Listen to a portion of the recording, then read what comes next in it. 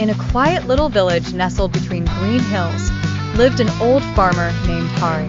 He rose with the sun, tending his fields with care, never missing a day, rain or shine.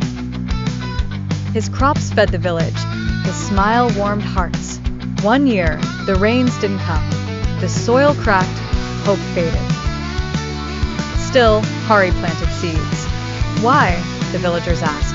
He smiled, because someday, the rain will return. And it did. The fields bloomed, brighter than ever.